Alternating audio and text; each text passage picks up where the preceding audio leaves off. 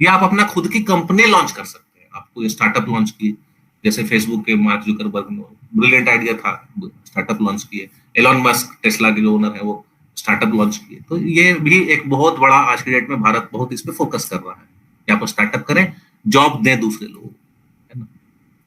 अभी हम क्यूरियोसिटी पे बात करते हैं कि भाई ये सब तो ठीक है, आईआईटी या एम्स में जो पढ़ाइयाँ हो रही हैं बाहर में, अभी हम हैं आउटसाइड में, हमें दिखता है कि सब कुछ अच्छा है। फिर हम अंदर जाते हैं, वहां पे पढ़ाइयाँ करते हैं, लोग बनाते हैं, फ्रेंड्स बनाते हैं, मोटिवेशन बदलता है। हो सकता है कुछ लोग सोशल सर्विस में चल जाए, कुछ लोग इंजीनियरिंग सर्विस में चल जाए, कुछ लोग लॉयर बन जाए, कुछ लोग बड़े डॉक्टर बन जाए, कुछ लोग हो सकता है कि प्राइम मिनिस्टर तक आप बन सकते हैं। अब इंडिया में तो डेमोक्रेसी है, कुछ भी हो सकता है। तो हम साइंस की बात करेंगे कि भाई उसके बाद भी जो स्कोप्स होते हैं, हम क्यूरियोसिटी कैसे बरकरार रखें अपनी जिंदगी में। तो ये देखिए, हम बहुत छोटे छोटे एग्जाम्पल लिए होंगे कि भाई प्रेशर कुकर जो है वो काम कैसे करता है, वॉशिंग मशीन काम कैसे करता है, फैन कैसे काम करता है। अब रूम में हवा नहीं है, कुछ घुमाए तो हवा आ गया। तो ये क्यूरियोसिटी बेस्ड क्वेश्चन है, ये आपको सवाल पूछने होंगे अपने टीचर से, अपने भाई से, अपने फ्रेंड से। आप सवाल पूछिए, ये कैसे काम करता है, प्रेशर कुकर इतना जल्दी कैसे खाना बना देता है, बर्नर का फ्लेम कैसे काम करता है। ये बहुत इंपॉर्टेंट चीजें हैं। ओवन, माइक्रोवेव ओवन कैसे काम करता है, 10 सेकंड में इतनी गर्म कैसे, 30 सेकंड में इतना गर्म कैसे कर देता है।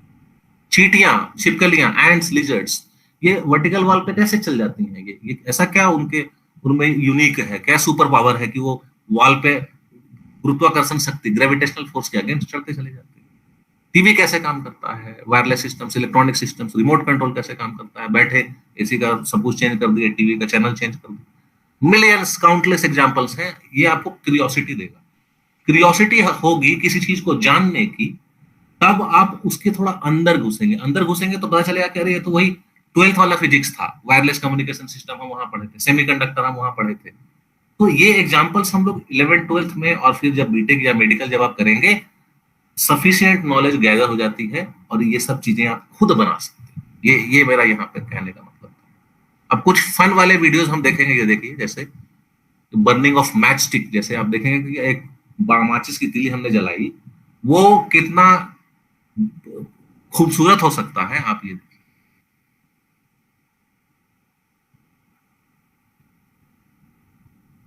ये हमने बाहर से उठाया है, ये देखिए, ये एक बहुत एडवांस टेक्निक है, लेकिन उस पर हम नहीं जाएंगे। हम बस ये बताएंगे ये आपका माचिस है, ये माचिस की तीली है, और इस जो आदमी है, इसने यहां से लेकर के माचिस तीली को यहाँ पे फ्रिक्शन दिया और ये आग लगने की कोशिश करेगा। ये देखिए, और ये वीडियो इतनी स्लोमो में कैप्चर हुआ है कि बहुत धीरे धीरे चीजें दिखेंगी।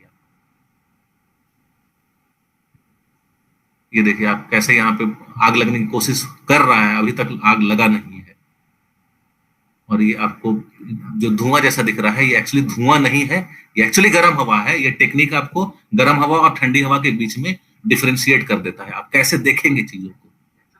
अब यहाँ पे आप देखेंगे कि ये अब एक बहुत स्टेबल फ्लेम जैसा, आग जैसा यहाँ पे जल जाएगा। ये देखिए, यहाँ पे आप राइट साइड में देखेंगे तो आपको सब एक्सप्लेनेशन दिखाई देगा। Reaction progresses until eventually the match is lit. ये आपकी जल गई एकदम बहुत अच्छे तरीके से। And hot combustion products rise rhythmically. अब राइट साइड में यहाँ देखिए, एक आदमी एंटर करेगा और ये अपने मुंह से, यहाँ से अपने मुंह से इस माचिस की तीली को बुझाने की कोशिश करेगा। तो यहाँ भी देखिए, जैसे हम मुंह से हवा निकालते हैं, चूंकि गर्म हवा होता है, तो गर्म हवा और ठंडा हवा का देखिए डिफरेंस यहाँ पे आपको दिख जाएगा। हम लोग धुआं नहीं निकाल रहे, ये आदमी धुआं नहीं निकाल रहा, ये आदमी गर्म हवा निकाल रहा है। अभी देखिए, गर्म हवा माचिस की तीली को बुझाने की कोशिश करेगा, देखिए। और ये कितना बेहतरीन पिक्चर यहाँ पे आपको दिखेगा, इतना कॉम्प्लिकेटेड, इतना कॉम्प्लेक्स, नेचर इतना कॉम्प्लेक्स है। ये देखिए, और वो जानबूझ के इतना तेजी से नहीं हवा फेंक रहा है कि वो पूरी तरह बुझ जाए। ये जब हवा बंद करेगा तो वापस से आपका माचिस का तीली आपका जल उठेगा। यहाँ पे ये देखिए, आपका माचिस का तीली फिर से जल उठेगा। और ये जो वीडियो था आपका, ये वीडियो बेस्ट प्राइज जीता था 2014-2015 के टाइम पे। बेस्ट वीडियो का अवार्ड इसको मिला गया था पूरी दुनिया में। उसी तरह कुकिंग का एक वीडियो मैं सेलेक्ट किया हूँ कि भाई हम खाना बनाते हैं तो उसमें जो छींटे हमें पड़ते हैं, आप घर में देखे होंगे आपके मदर जब खाना बनाते हैं तो कुछ डालते हैं, तेल पहले डालते हैं, तेल गरम करते हैं, फिर हम जब सब्जी या फिर आलू डालते हैं तो छींटे आती हैं और वो शरीर पे लगती हैं और वो जलता है। तो उसका ये रिसर्चर लोग इस पे क्यूरियस हुए कि भाई ऐसा क्यों होता है। ये देखिए, इसका हम यहाँ पे उदाहरण देखेंगे। तो इसको कैसे किया है इन लोगों ने, ये क्या किया देखिए, ये कुछ पकोड़े तल रहे हैं और उसका एग्जाम्पल लिया है इनने।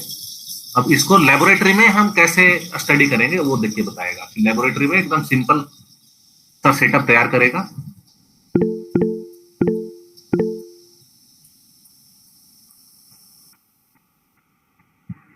ये देखिए लेबोरेटरी में ये एक एक पानी का इसने ड्रॉपलेट लिया रूम टेम्परेचर पे, और ये जो तेल है ये बहुत गर्म है, ये 210 डिग्री तेल जैसा कि पैन में होता है। और ये देखिए पानी की छींटे कैसे छोटे छोटे छींटे कैसे छिटक रहे हैं। देखिए यही छोटे छोटे छींटे आपके शरीर पे आती हैं और ये जलता है। तो वो तेल नहीं है, वो तेल और पानी का मिक्सचर है, ज्यादातर पानी ही होता है वो। ठीक है, इसको थोड़ा और डिटेल में इन साइंटिस्ट के ग्रुप ने इसको स्टडी किया है। देखिए और अच्छे अच्छे पिक्चर्स दिखेंगे आपको। देखिए कैसे ब्लास्ट जैसा दिखता है ये, और ये सिर्फ 1 सेकंड में ही हो जाता है। यहाँ पे देखिए आपको लिख रहा है, लिखा है यहाँ पे देख रहा है। अभी इस वीडियो में क्या किया है कि थोड़ा कलर चेंज कर दिया है, पानी को ना रेड कलर का बना दिया है, और ये तेल है। तो इसमें आप देखिएगा कि पानी के छींटे ही मोस्टली बाहर आते हैं, जो कलर है वो खत्म हो जाएगा। ये देखिए कितना वायलेंट, कितना अग्रेसिव और बहुत तेजी ये प्रोग्रेस करता है फिनोमेना। तो ऐसे ही छोटे छोटे साइंटिफिक वीडियोस हैं, जैसे ट्रेन टर्न कैसे लेती है, आप ढूंढोगे तो ट्रेन कैसे टर्न लेती है। ये भी एक बहुत बड़ा सवाल था ब्रिटिश जब ट्रेन की इजाद किए थे 1850 के आसपास। तो कोई भी चीज जब टर्न करती है तो हमें पता है कि सेंट्रीफ्यूगल फोर्स लगना है। और आप देखेंगे कि ट्रेन के जो चक्के होते हैं वो एक ही एक्सल में होते हैं। मतलब हमारा गाड़ियों का जो चक्का होता है वो जब टर्न लेता है तो चक्के डिसंगेज हो जाते हैं, वो आप इंडिविजुअल रोटेशन में चले जाते हैं। लेकिन ट्रेन में ऐसा नहीं होता, वो तो सेम ही एक्सल पे। तो ये आप जब ढूंढेंगे कि रियल में ट्रेन कैसे टर्न लेती है, मालगाड़ियां का मैकेनिज्म अलग है, पैसेंजर ट्रेनों का अलग है, बुलेट ट्रेन का टर्न लेने का तरीका अलग है। जितना तेजी से आप टर्न लोगे एम ओमेगा स्क्वायर आर उतना ज्यादा होगा, mass into rotational speed square into radius of curvature turn का। तो जितना ज्यादा होगा तो हम गाड़ियों के पलटने की खतरा, आप ज्यादा तेज टर्न लोगे तो गाड़ियां पलट जाएंगी। लेकिन ट्रेन बहुत रेयरली पलटती हैं, उसका डिजाइन बहुत ब्यूटीफुल है। तो आप ढूंढिए इसको कैसे ट्रेन टर्न लेती हैं। अभी देखिए मैंने पहले वीडियो में दिखाया था कि गर्म हवा और ठंडा हवा का आप डिफ्रेंशिएट कर सकते हैं लाइट बेस्ड टेक्निक से। तो यहाँ पे देखिए आपको इस वीडियो में आपको दिखाई देगा अच्छे से। ये हमारी एक लेडी है और रूम ठंडा है। लेडी का जो बॉडी टेम्परेचर है वो ऑफ कोर्स हाई रहता है, 36 डिग्री पर रहेगा। तो ये आप गर्म हवा देखिए कैसे उठता हुआ आप देख सकते हैं। अब ये मैडम जो है ये नाक से सांस छोड़ेंगे तो आपको नाक से सांस भी छूटता हुआ दिखेगा। ये ऐसे टेक्निक्स हैं जिसको हम कहते हैं सीइंग द इनविजिबल। इनविजिबल चीजों को देखने के लिए भी तरीके हैं। तो कल को आपसे कोई पूछा कि हवा तो को देखा है, तो आप कह सकते हैं कि हाँ मैंने हवा को देखा है। These are the techniques. ये ऐसे टेक्निक्स अवेलेबल है जहां से आप गर्म हवा और ठंडी हवा, अगर डेंसिटी का डिफरेंस हुआ तो हवा को हम देख पाएंगे। और यही चीज हमको रोड पे मिराज के थ्रू दिखता है। कभी कभी आप रेगिस्तान में जाएंगे तो आपको लगेगा कि पानी है, लेकिन वो एक्चुअली मिराज होता है, वो डेंसिटी डिफरेंस। सिमिलरली आप बुलेट को देखिए, हम जो गोली चलाते हैं हवा में बहुत दूर जाता है, लेकिन पानी में ऐसा नहीं होता। पानी में ये देखिए ये बुलेट चलाएगा और वो थोड़ी दूर जाकर के गिर जाएगा। ये देखिए मात्र यहाँ से यहाँ तक आया और ये यहाँ नीचे गिर जाएगा। तो पानी बहुत ज्यादा फ्रिक्शन, बहुत डेंसिटी बहुत ज्यादा है पानी की, बहुत ज्यादा ड्रैग फोर्स, जिसको हम आप अगर इंजीनियरिंग में आएंगे तो आपको पढ़ने मिलेगा, ऑफर करता है, जिसके कारण आप ऐसे पानी में किसी को सूट नहीं कर पाएंगे तेजी से। तो ऐसे बहुत फन वाले वीडियोस हैं। जैसे एक आपसे अगर क्वेश्चन पूछूं कि फास्टेस्ट पंचर कौन है, जो जो पंच मारता है। सिमिलरली फास्टेस्ट स्ट्राइकर कौन है, जैसे सांप हो गया या फिर बिच्छू हो गया, क्या उनमें से कोई फास्ट स्ट्राइकर है? तो आप फास्टेस्ट पंचर अगर देखेंगे तो वो सुशील सिंह और हमारी जीनत मैडम जो हमारी गोल्ड जीतती हैं, भारत के लिए शान बनाती हैं, वो नहीं है। लेकिन फास्टेस्ट पंचर देखिए कौन।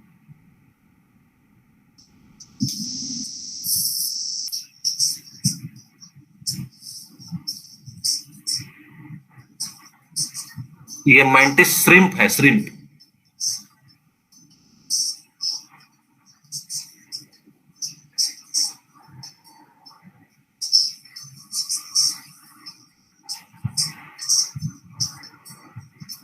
देखिए इसका नेचर ने कैसा डिजाइन किया है, देखिए इतना एनर्जी गेन करता है ये मारने के पहले किसी को।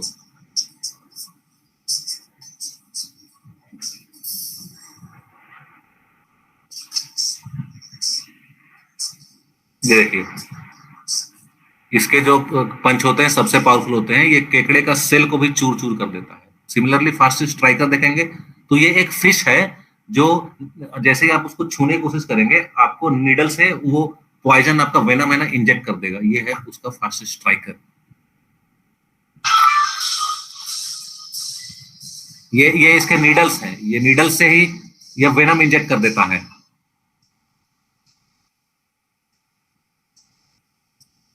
और ये इतना फास्ट होता है कि आप हटा नहीं पाएंगे हाथ।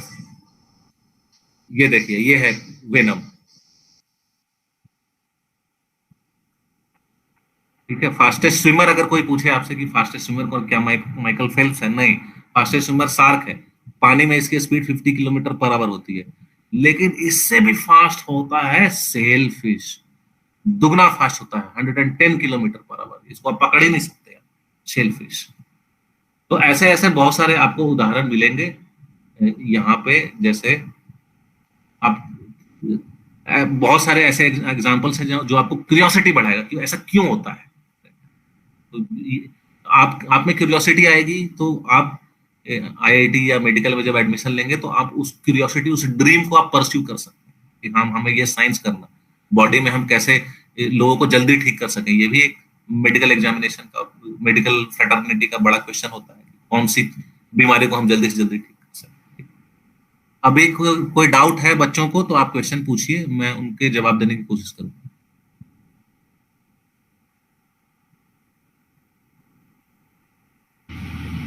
नवनीत, हाँ, बहुत सारे बच्चों का ये रहता है कि like in this period of this 2 years of preparation when you are preparing for your JEE and NEET exams, like how to go at initial phase and what all experience generally like other students getting there middle of the session में जाके कि क्या mentality हो जाती है and when you are close to your JEE exam, NEET exams, how इन सब चीज़ों को कैसे टैकल करना है, क्या क्या परेशानियां बच्चों को आती है और उसमें कैसे रिएक्ट करना है और अपने आप को कैसे कंट्रोल करके इन सब चीज़ों को ये करना है।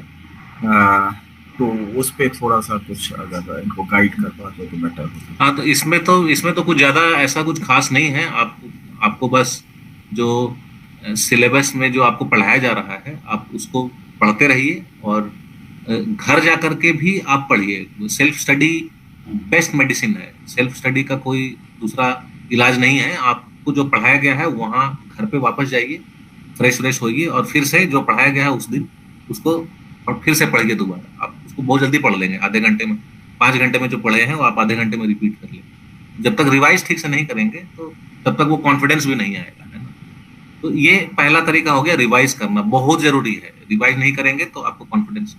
दूसरा चीज कि कोई डाउट हुआ तो आप दोस्तों से डिस्कस करिए, जो आपका सर्कल है, फ्रेंड सर्कल है, उससे डिस्कस करिए कि हाँ ये चीज सर पढ़ाए या मैडम पढ़ाई, ये चीज में थोड़ा डाउट है। और टेक्स्ट बुक रेफर करिए कि हाँ किताबों में क्या लिखा है। फिर भी अगर डाउट आपका रह गया तो आप वापस जाइए, अगले दिन अपने सर से पूछिए, मैडम से पूछिए, क्या मैडम ये चीज में हम फंस रहे हैं, इसको थोड़ा क्लैरिफाई करिए। क्योंकि कोई भी चीज को अवॉइड करेंगे तो शायद वही क्वेश्चन आपके एग्जाम में आ जाएगा और फिर वही आपके लिए कांटा बन सकता है। तो ये 2 चीज है, आपको सेल्फ स्टडी रेगुलर बेस, हर दिन आपको सेल्फ स्टडी करना है। कोई भी डाउट हो तो सीधे आप टीचर से जाकर के आपको पूछते हैं। एग्जामिनेशन रेगुलर बेसिस पे देते रहेंगे, 10 तरह की किताब सॉल्व। जरूरी नहीं है कि एक ही किताब लेकर के आप पूरे टाइम स्टडी करें। बहुत सारे किताब ऑर्डर करिए, सेकेंड हैंड हो, अगर जो हमारे बच्चे अफोर्ड नहीं कर सकते वो सेकेंड हैंड किताब दिए, या फिर जो हमारे बच्चे अफोर्ड कर सकते हैं वो आप पढ़ लें, तो हमारे दूसरे बच्चों को किताब दे दें। आपस में भी तालमेल बहुत जरूरी है। तो आप वो किताब देखें और पूरा डिस्कस करें कि हाँ उस पर्टिकुलर टॉपिक में किस तरह के क्वेश्चंस हैं, अलग अलग लेवल के क्वेश्चन होते हैं। उस क्वेश्चन को भी अटेम्प्ट करते रहें, क्वेश्चन से थोड़ा लड़ते रहें और सीखते रहें। और ये क्या करेगा कि आपको एग्जामिनेशन के लिए प्रिपेयर करेगा। ये जब आप हार्ड क्वेश्चन, बहुत डिफिकल्ट क्वेश्चन सॉल्व कर लेंगे तो आपको नए ट्रिक्स समझ में आ जाएंगे। इतना ये क्वेश्चन था तो ये नए ट्रिक्स हैं, वो नए ट्रिक आप एग्जाम में डायरेक्ट इंप्लीमेंट करें। एग्जाम में क्वेश्चन आएगा तो तुरंत आपको दिमाग क्लिक करेगा कि हाँ ये क्वेश्चन था, इस तरह से बनना है इसको, तो आपका समय बचेगा। किसी बच्चों को कोई क्वेश्चन है तो आप चैट बॉक्स में डाल सकते हैं। हाँ हाँ बिल्कुल, क्वेश्चन पूछ भी सकते हैं आप, अनम्यूट करिए अपने आप को, पूछिए।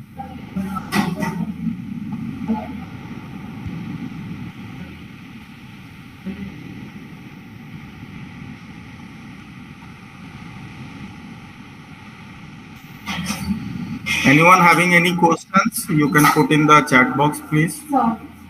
Hello Navneet sir. हाँ हाँ अभिजीत जी सर, मैं पूछना चाह रहा था, जैसे आप आईआईटी जम्मू में पढ़ा रहे हैं, तो जेई करने के बाद बच्चे जो प्रिपेयर करके वहां जाते हैं, तो लाइक अभी जैसे प्रिपरेशन का एक दौर रहता है कि 11th-12th को थोड़ा सा साइडलाइन करते हुए बिल्कुल जेई के पॉइंट ऑफ व्यू से बच्चे स्टडी करते हैं। तो वहां जब कॉलेज में जाते हैं, आप लोगों से पढ़ने के लिए बैठते हैं, तो मतलब क्या स्किल्स आपको वहां चाहिए होती है जो बच्चे ऑलरेडी गेन करके आते हैं, या फिर क्या इनिशियल इंस्ट्रक्शंस आप वहां देते हैं कि बच्चों में मतलब ये चीजें निश्चित रूप से होनी चाहिए, अगर पहले से नहीं है तो वो एज सुन एज पॉसिबल उसको इम्प्रूव कर। तो बेसिकली आईआईटी क्वालिफाई करना और आईआईटी में पढ़ना, तो पढ़ने के लिए क्या सेट ऑफ स्किल्स, क्या माइंडसेट होना चाहिए? हाँ, ये बहुत रेलेवेंट सवाल है। तो आज की डेट में क्या है कि जो आईआईटी का सिलेबस है वो 11th-12th के सिलेबस से ज़्यादा डिफरेंस नहीं है। तो आप 11th-12th के अच्छे किताब अगर भी आप पढ़ लेंगे, NCERT one of the best books होती हैं, और कुछ कॉम्पिटिटिव लेवल वाले सैम्पल पेपर्स और थोड़े एक दो एडवांस किताब भी आप अगर कवर कर रहे हैं, तो आईआईटी में एक डिसेंट रैंक तो आपको आ जाएगा। आईआईटी में अच्छा रैंक पाने के लिए आपको चूंकि बाकी लोगों से कम्पीट करना है, तो बाकी लोगों से ज्यादा मेहनत करनी है, बाकी लोगों से ज्यादा एफर्ट डालना होगा है, क्योंकि आप कंपटीशन में है दूसरे लोगों से। तो आपको आईआईटी में रैंक तो आपको मिल जाएगा 11th-12th के बेसिस पे, आपको आजकल मिल जाएगा। पहले हमारे जमाने में ऐसा नहीं था, 2000 में ऐसा नहीं था, बिल्कुल डिफरेंट सिलेबस हुआ करता था और काफी एडवांस लेवल ऑफ क्वेश्चंस होते थे।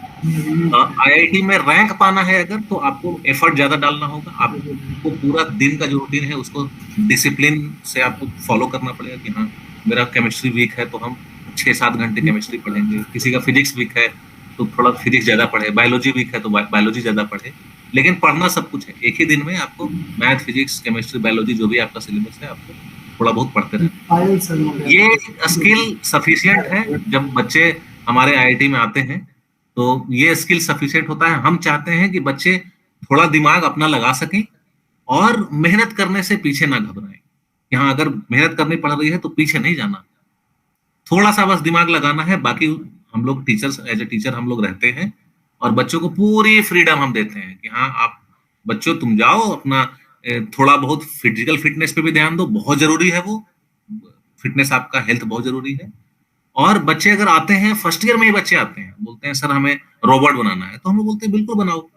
उसके लिए हम वैसे कोर्सेज उसको पढ़ने के लिए रिकमेंड करते हैं कि हाँ अगर तुम्हें रोबोट बनाना है तो तुम्हें थोड़े बहुत इलेक्ट्रिकल के कोर्सेज करने होंगे, थोड़े इलेक्ट्रॉनिक्स के करने होंगे, एक आध इंस्ट्रूमेंटेशन के करने होंगे, कुछ फैब्रिकेशन के करने होंगे, और वो बच्चा फिर सेकेंड ईयर में ही रेडी हो जाता है। तो हम लोग सेकेंड ईयर में ही वैसे स्टूडेंट को लेबोरेटरी में भेज देते हैं कि हाँ अब तुम एक पहले से एक ग्रुप बना रहता है, उस ग्रुप के मेंबर बनो और उससे सीखो, 5-6 महीने थोड़ा बहुत सीखते रहो।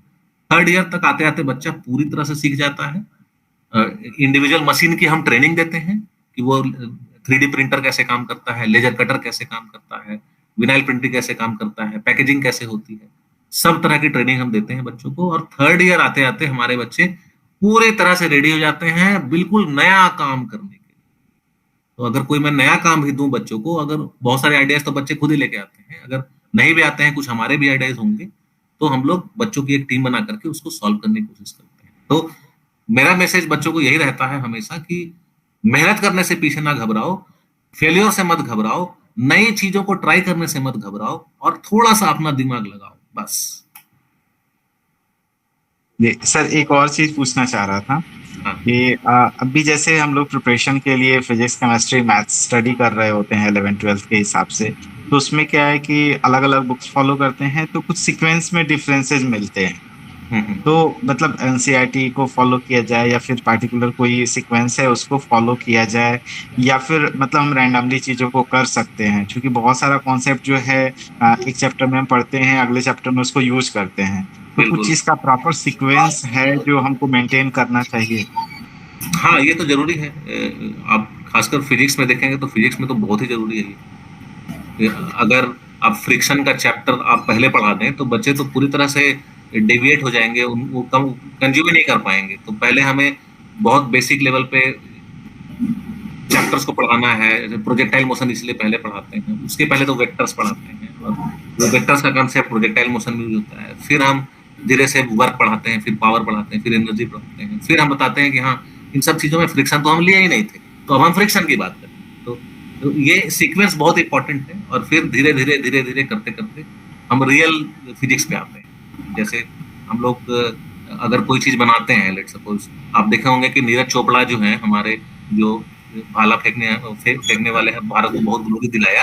आप देखेंगे कि जब वो भाला फेंकते हैं तो वो 45 डिग्री पे नहीं फेंकते। 45 डिग्री हम लोग थ्योरी में पढ़े हैं, वो फेंकते हैं 38 से 39 डिग्री पे भाला फेंकते हैं। तो ये रियल वर्ल्ड में यही डिफरेंस है, जो थ्योरी है और रियल वर्ल्ड में, कि भाई सारी चीजें इंपॉर्टेंट है, फ्रिक्शन, एयर रेजिस्टेंस। अब यही चीज अगर हम पहले पढ़ा दें तो बच्चे डाइजेस्ट नहीं कर पाएंगे उसको, अप्रिशिएट भी नहीं कर पाएंगे। तो स्लोली स्लोली स्लोली जो सिलेबस का वास्टनेस है वो धीरे धीरे ही इंक्रीज होता है। और बहुत इंपॉर्टेंट है कि एक अच्छी किताब खोजी जाए जो आपको एकदम स्लोली स्लोली आपको उस लेवल, एडवांस लेवल तक लेके जाए। बाद में ये जब कवर हो जाए तो बाद में आप कोई भी किताब और कहीं से भी उठा के पढ़िए। और यही चीज आपका अप्लाइड दूसरे सब्जेक्ट्स में भी है, मैथ्स में, बायोलॉजी में, केमिस्ट्री में भी अप्लाइड है। नवनीत, एक बच्चे का क्वेश्चन है, बहुत कॉमन क्वेश्चन है, everyone having this problem, how to avoid distractions in these days, especially for those students those who are preparing for JEE. हाँ, तो डिस्ट्रैक्शन, अभी तक देखो डिस्ट्रैक्शन तो मैं 2-3 तरीके से समझ सकता हूँ। आज की डेट में सबसे बड़ा डिस्ट्रैक्शन मोबाइल ही है। और वो एक बार जब वो यूट्यूब रील्स और जब भी फेसबुक रील्स, छोटे छोटे टिकटॉक वीडियो जब चालू करता है आदमी, तो फिर वो स्टॉप नहीं होता 1-2 घंटे से पहले। तो इसके लिए सेल्फ डिसिप्लिन जरूरी है। थोड़ा टाइम लगता है, आपको लगेगा कि हाँ मैं एक दोस्त से बात कर लूं या चैट कर लूं या फोन कर लूं। मेजॉरिटी डिस्ट्रैक्शन मेरा मोबाइल से ही कंसर्न रहेगा, तो मैं मोबाइल पे ही फोकस करूंगा कि कैसे इसको हम अवॉइड कर सकते हैं। तो इसके कुछ सिंपल रूल्स आपको बनाने पड़ेंगे कि भाई मैं मोबाइल 8:30 बजे या 9 बजे के बाद नहीं देखूंगा, और अगर देखना भी है तो मैं एरोप्लेन मोड में डालूंगा ताकि सिर्फ टाइम दिखे उससे, बाकी कोई भी चीज मैं दुनिया से डिस्कनेक्ट हो जाऊंगा।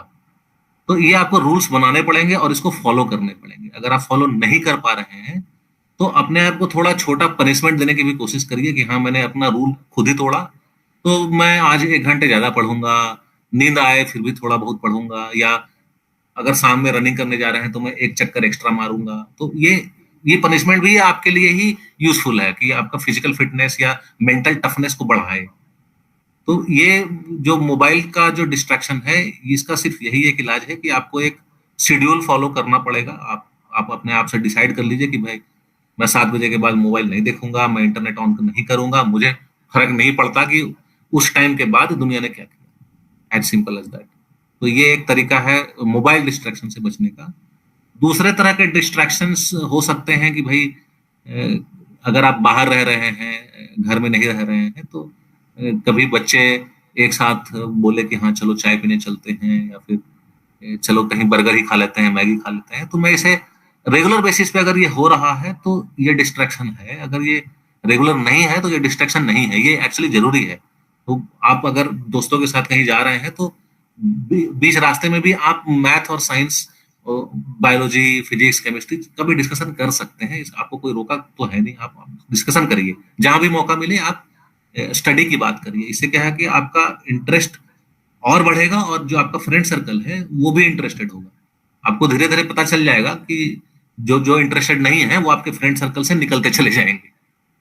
तो इससे भी पता चल जाएगा कि हाँ कौन जो आपका साथी था वो आपका साथ देने के लिए तैयार है।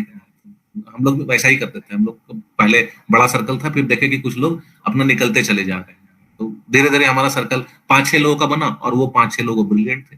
वो हम आपस में, कोई मैथ में ब्रिलियंट है, कोई फिजिक्स में ब्रिलियंट है, कोई केमिस्ट्री में ब्रिलियंट है, तो हम लोग को मदद मिलता था।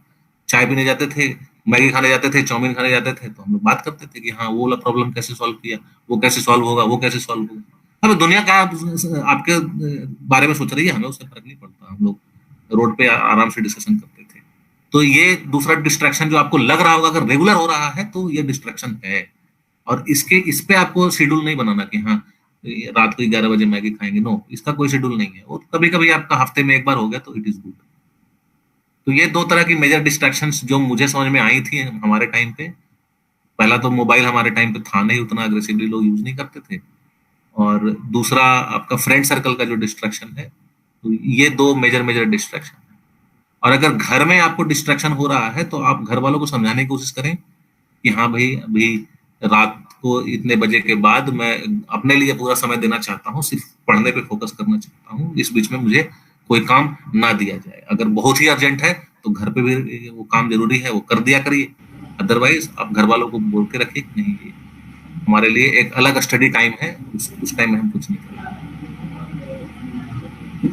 नवनीत, एक क्वेश्चन ये मेरे तरफ से है, जी जी। especially for those students, on behalf of those students, those who are quite serious about their academics, and they will be appearing their NEET and JEE exam in 2024, और सीरियस एकेडमिक्स में हैं, बढ़िया चल रहा है सब कुछ, पास्ट में भी अच्छा काम किए हैं, दैट कि 11th बढ़िया गया है, 12th में भी 40 to 50% सिलेबस ख़त्म हो गया है और बढ़िया से उसको पढ़ रहे हैं। तो बेसिकली अभी क्या होता है कि जनरली इस कंडीशन में सिलेबस का पेस थोड़ा फास्ट होता है, तो 12th को पूरा कवर करना, फिर रिवीजन करना, प्रैक्टिस करना। Again, they will be having multiple exams ahead, once they cross this November, in December they'll be having pre-board, and Jan again they'll be having JEE mains, then again board exams. After that again JEE mains session 2, and then JEE mains session 2 and NEET exam coming more or less similar, 1-2 weeks up and down. तो इस type के बच्चे के लिए you must be knowing ki what difficulties and what challenges they must be going through now. So just put few lights on these type of students, so you can guide them on that, ki how to approach and how to deal with the challenges whatsoever they are facing.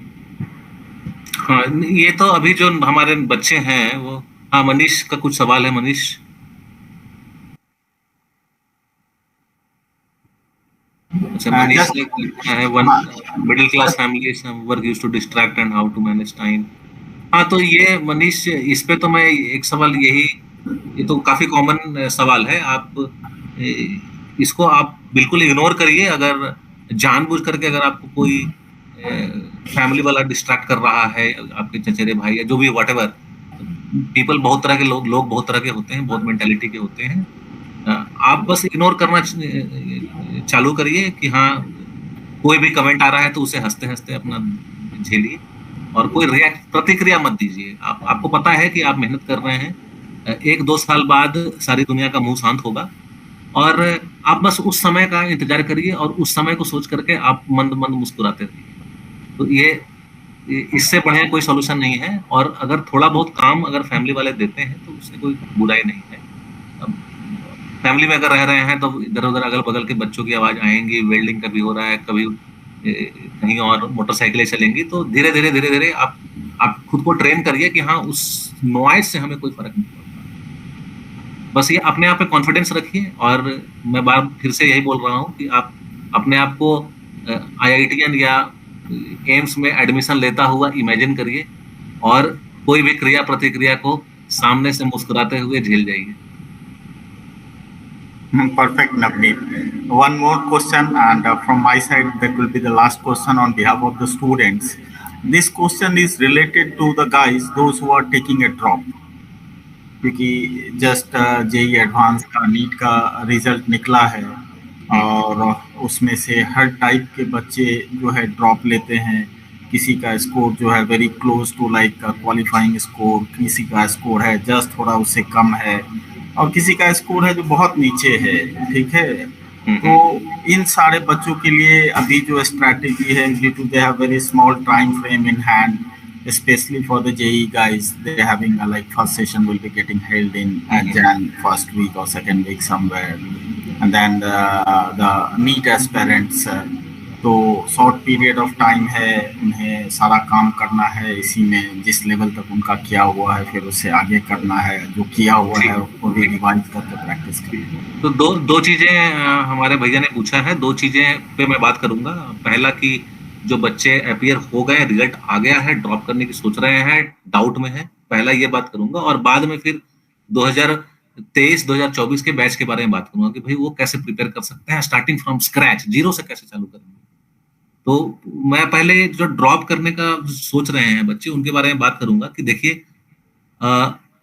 दो चीजें यहाँ भी important हैं। पहला ये है कि अगर आप कॉन्फिडेंट हैं कि हाँ इस बार चलो रैंक 22,000 आया, 25,000 आया, जो भी आया, अगर मैं एक साल और मेहनत करूं तो अगली बार रैंक मेरा 1000 के अंदर आए, 500 के अंदर आए, 2000 के अंदर आए, 3000 के अंदर आए, अगर ड्रास्टिक चेंज होता है रैंक में और आपको कॉन्फिडेंस है कि आप कर सकते हैं, थोड़ा और एफर्ट लगाएंगे तो, थोड़ा और डिसिप्लिन मेंटेन करेंगे तो, थोड़ा और डिस्ट्रैक्शन को अवॉइड करेंगे तो, ये सब अगर आप कर लेते हैं, अगर आपको लगता है, तो आप ड्रॉप लीजिए, इसमें कोई बुराई नहीं है।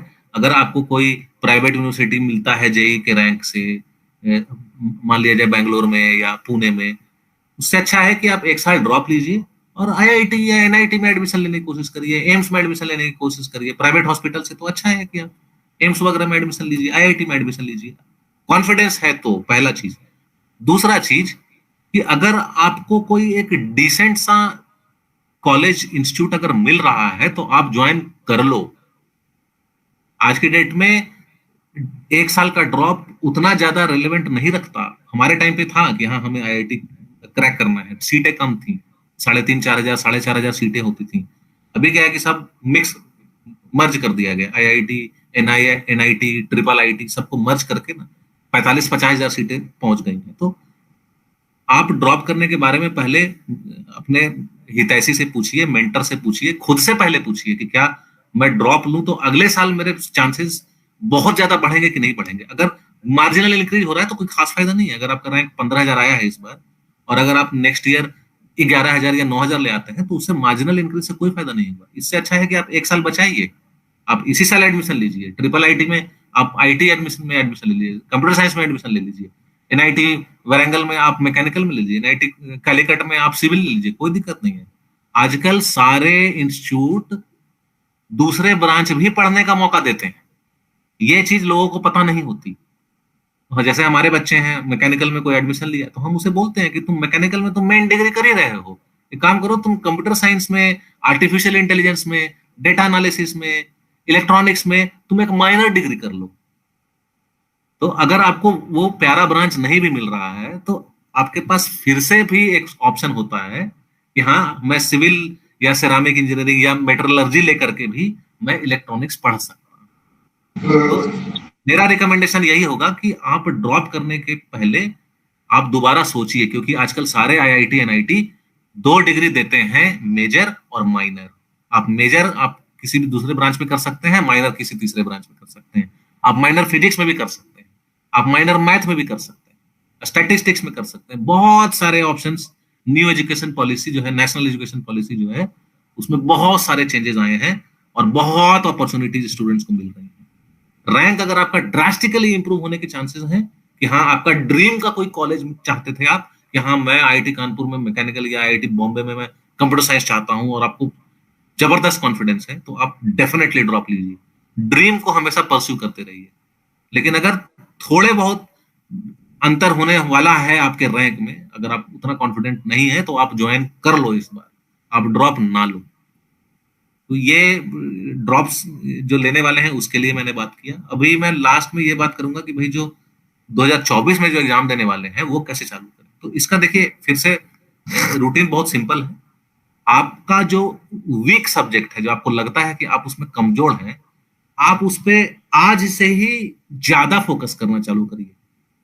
जो लेट्स सपोज आपका फिजिक्स वीक है, तो आप कोशिश करिए कि फिजिक्स को ज्यादा पढ़ें।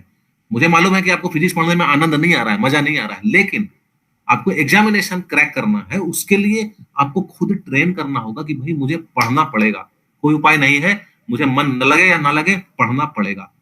तो आप उसको पढ़ते रहिए। और फिजिक्स अगर आपका कमजोर है, आपको मालूम है कि कोई दोस्त फिजिक्स में बहुत स्ट्रांग है, तो उससे जाके बात करिए, रेगुलरली बात करिए, उसके घर पे जाइए, उसको बुलाइए, पूछिए कि हाँ कैसे सोचते हो, इस प्रॉब्लम को कैसे अटैक करते हो, क्या तरीका तुम्हारे दिमाग में अचानक से आता है, ये पूछने की कोशिश करिए।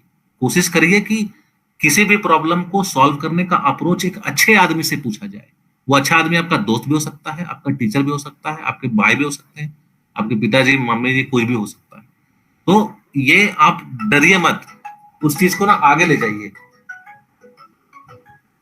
ठीक है, तो ये पहला अप्रोच ये हो गया कि जो चीज आपका कमजोर है अभी, उस चीज पे ज्यादा फोकस करिए। ठीक है, और बाकी जो सब्जेक्ट है वो भी आप रेगुलरली पढ़ते रहिए, उसको छोड़ना नहीं है कोई भी चीज। तो आप देखेंगे कि धीरे धीरे 2 महीना, 3 महीना, 4 महीना बाद आप देखेंगे कि भाई जो कमजोर सब्जेक्ट था वो भी एक सही लेवल पे आ गया। एक बार जब वो सही लेवल पे आएगा ना, तो आपको कॉन्फिडेंस वाली फीलिंग आएगी। फिर आप मॉक टेस्ट दीजिए, जो भी मॉक टेस्ट होता है, ब्रिलियंट का, रेडियंस का, कोटा का, जो भी है, फिट जी, आप मॉक टेस्ट दीजिए, वो ओपन टू ऑल होता है। उसमें देखिए कि आप कहाँ बैठ रहे हैं। ठीक है, वो एक तरह से सेल्फ असेसमेंट हो गया कि हाँ आप यहाँ पे बैठ रहे हैं। आपको फिर पता चलेगा कि अच्छा अच्छा मेरा कुछ पोर्शन कमजोर रह जा रहा है, फिर उस पर फोकस करिए, वापस जाइए, फिर फोकस करिए। आपका नवंबर दिसंबर तक सब कुछ अरेंज हो जाएगा। और फिर दिसंबर के बाद सिर्फ सैंपल पेपर पे फोकस करिए, सैंपल पेपर लगाइए। लास्ट के 2-3 महीने आपको नया कुछ नहीं पढ़ना है, क्योंकि आप नया पढ़ के और कंफ्यूज ही होंगे। आप जो भी पढ़े हुए हैं उसको और सॉलिड तरीके से सैंपल पेपर बनाइए और उसमें 100 में 100 मार्क्स स्कोर करने की कोशिश करिए। नया चीज में हो सकता है 5-10 मार्क्स छूट जाए, कोई बात नहीं, अब तो चांस रहा नहीं। जो पढ़े हैं उसी को दोबारा कंप्लीट करिए लास्ट के 2-3 महीने में, और सैंपल पेपर सॉल्व करके अच्छा रैंक ले आइए। तो ये 2024 में जो हमारे बच्चे एग्जाम देने वाले हैं उनके लिए ये सजेशन है कि कमजोर टॉपिक पे फोकस करें और उसको स्ट्रॉन्ग टॉपिक के बराबर लें। थैंक यू नवनीत, अपने प्रीसियस टाइम से टाइम निकाल के दिया। Nursing was like very this, Navneet बहुत बिजी रहता है, ये काम है, वो काम है, वो काम है, 1000 काम रहता है नवनीत के पास। तो but this is also a work. मान लीजिए बच्चा आपकी बात को सुन के राइट डायरेक्शन में चला जाता है, तो दैट इज हाँ, बच्चे देखिए, बच्चे तो हमारे भारतीय हैं, तो ये मेरा कर्तव्य बनता है और एक सोशल और एथिकल ड्यूटी भी है मेरे लिए। ठीक है Navneet, thank you very much and salute to you all are putting a great effort for the society as well as country and as well as science. Excellent. Thank you very much. Thank you. Good luck, students. Thank you. Bye. Thank you. Okay, nursing, Navneet has left. I'll